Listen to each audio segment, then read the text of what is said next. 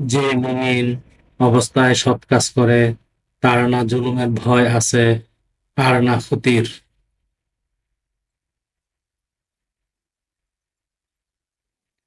আর এভাবে আমি কোরআনকে আরবিতে নাজিল করেছি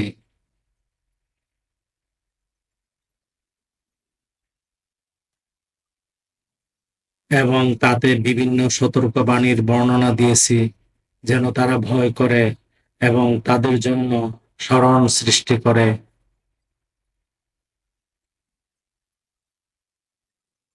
বস্তুত আল্লাহ অতি মহান, প্রকৃত মালিক।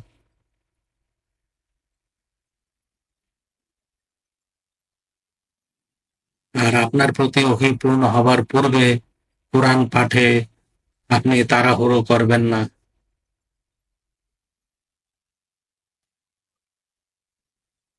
বলুন, হে আমার রব, আমার জ্ঞান বাড়াও। আয়াত ১১২ থেকে ১১৪, সূরা তাহা, আল কোরআন।